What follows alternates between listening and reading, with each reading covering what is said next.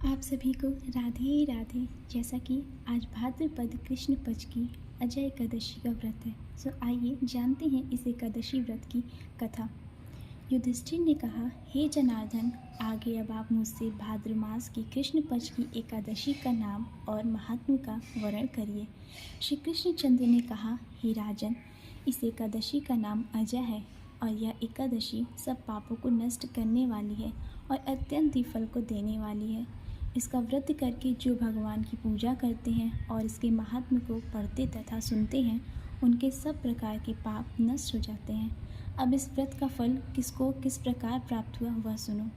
पूर्व समय में समस्त पृथ्वी का चक्रवर्ती तथा सत्य प्रतिज्ञा वाला हरिश्चंद्र नामक राजा हो चुका है।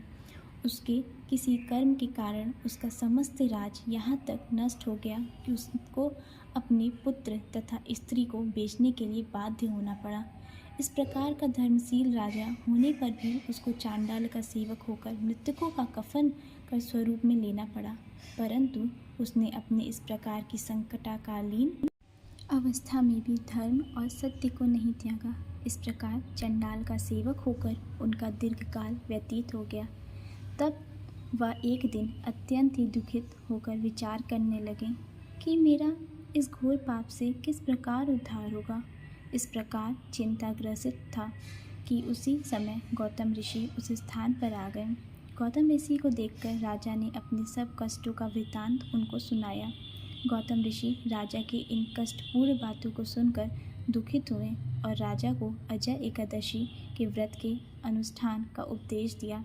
हे राजन, भाद्रपद में कृष्ण पक्ष की एकादशी व्रत का अनुष्ठान विधि पूर्वक करो और समस्त रात्रि जागरण करके भगवान का स्मरण करो। इस व्रत के प्रभाव से तुम्हारे सब पाप क्षय हो जाएंगे और तुम सभी प्रकार के कष्टों से छूट जाओगे।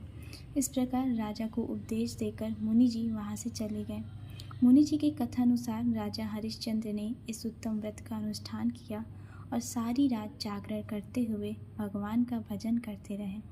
इस प्रकार व्रत के प्रभाव से राजा हरिश्चंद्र के सब पाप क्षय हो गए और अब कष्टों से मुक्त होकर अपने पुत्र और पत्नी को प्राप्त किया और शत्रुओं से रहित राज्य को प्राप्त कर सकल परिवार सहित आनंद का उपभोग किया और अंत समय स्वर्ग की प्राप्ति हुई।